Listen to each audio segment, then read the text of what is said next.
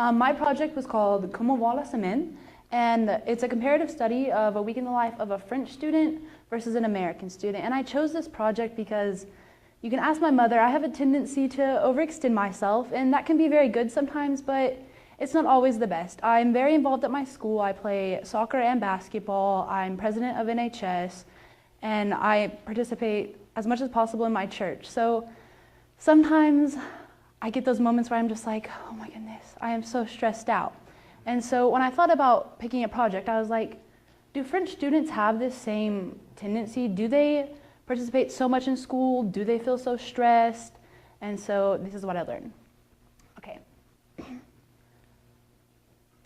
So the first thing I asked about was education, and this was a little difficult because in America we have the AP program, and that's advanced placement, very college preparatory courses. But the French don't really have an exact equivalent. The best equivalent I could find was les sections européennes, which is, they have the normal courses, but then they also choose a language that they focus completely on. They learn that language as fully as possible, and they learn very much about the culture.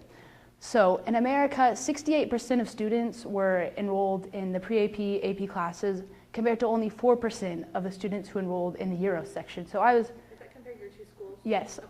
I'll say that. That is a comparison of Westmore versus Vinci. And I was very surprised by that, because I would expect them to be just as focused on getting ready for university, because that's what we created that program for. So, okay.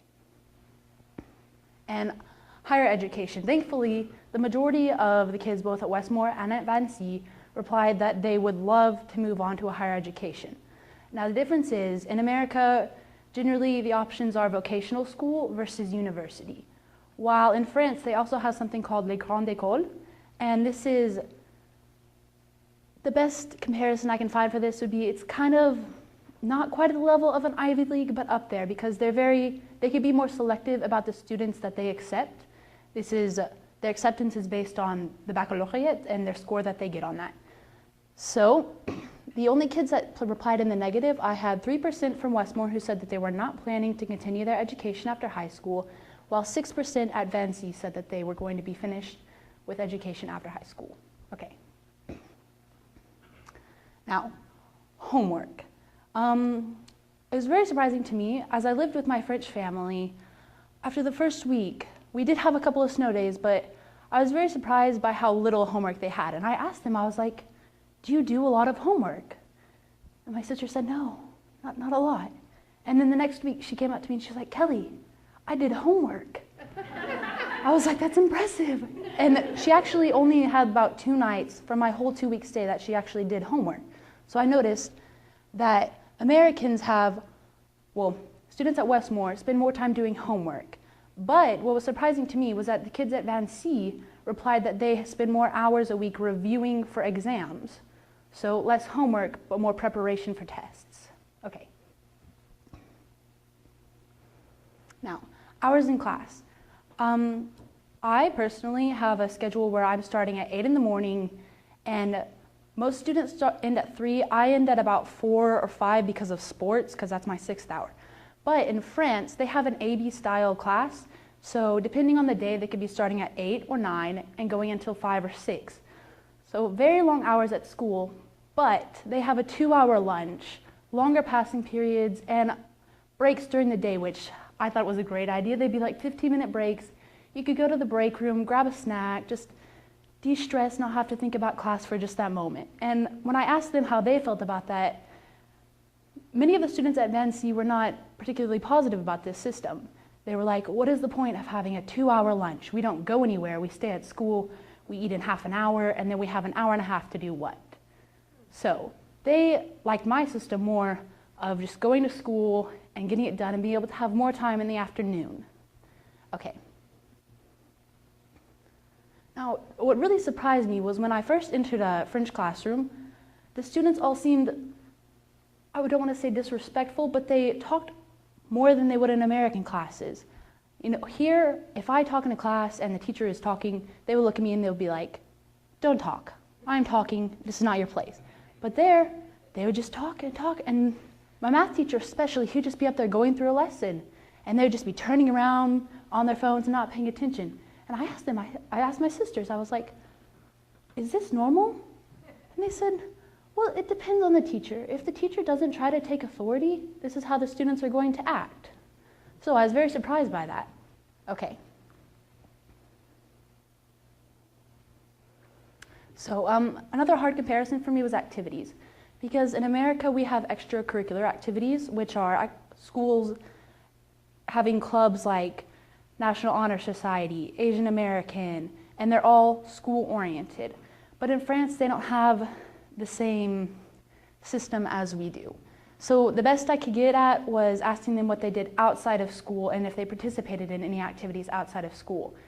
And I only had 15% of students saying that they did participate in activities outside of school that are like group-oriented, while 67% of Americans said, I do, whether that be school activities, outside activities, that kind of stuff. Okay. Now, sports. My school personally, we offer about 40 different sports.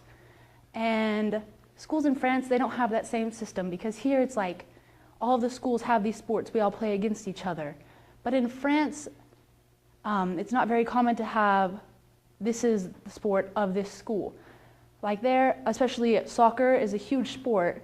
And Vancy did have a soccer team, but most schools don't have a lot of sports. The most common are rugby, soccer, and pétanque.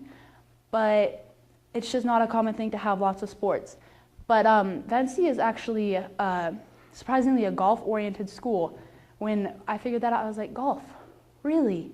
And they would have a couple hours every week where in gym class they'd be practicing golf, and they all had their cute little matching polos with the logo on it.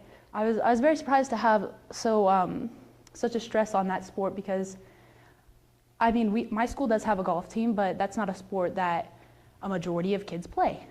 Okay. So, work. French kids, their responses, not very many of them work. So, 75% more American students work than French. And this is mainly because, as I have learned through my research, it's much harder to get a job in France. There's so much more paperwork, different things that they have to go through to be able to do that. And so the majority of them reply in the negative, that they do not work. But most of them that said they did, they often just worked on school vacations. So summer break, winter break, that's when they would find the time to pick up extra work. And they would also do a lot of babysitting. So like many of the kids that did reply and, oh yes, I do work. We're like, I only work about 5 hours a week. When compared to American students, over half of them replied that they work about 15 hours a week. Okay. Now, this was really the main focus. I wanted to learn, do they feel more stressed than we do? And over 50% of American students regularly feel stressed, while 35% French students replied that they feel the same. And I definitely got this impression because when I was in France, yes, I didn't have to worry about my schoolwork. I didn't have to worry about getting to the activities I have to participate in. But just being in my family, it just seemed less chaotic. They all got together for family dinner, and that's very common in my house, but I know, talking to many of my friends, that's not very common. They don't have the time to sit down. It's like, oh, we have to run this kid to piano practice. We have to run this one to their sports practice. So that affirmed what I had previously thought to be possible. So, okay. And then when I asked them if they overextend themselves, I had 7 times more American students strongly believe that they do in comparison to French. Now this could be a reflection of the American culture, which is very stressed on go, go, go, be as participatory as possible. And that's what is confirmed. And I mean, this may also be that we have so many more opportunities because schools in America try to offer you as much as possible. They don't want to be rude to any kids. They want to make sure that there's something that every kid could participate in if they want to. They give them the sports. They give them every club that you can think of. They want to make sure that no one is feeling left out. They don't want to be discriminatory. So that could be an influence. I feel like that's a huge influence, but it would probably take more research. So, and then in conclusion, I would like to thank Alliance Française for this opportunity, Madame Robinson for everything, Madame Camus, who was the most amazing person I think I've ever met in my entire life. I told her multiple times, I was like, merci, merci, j'ai la meilleure famille française, because she worked so hard to choose this family for me, and I fit in very well. There were 3 sisters, 2 of them played basketball. It was just like my very first day there, I was just like, oh my gosh, this is not different. This is something I can handle. And by the end of that day, I was like, this is great. I love this. And I still talk to them, and having to come back was, I did want to see my family again, but it was an amazing chance. And I just would like to thank everyone.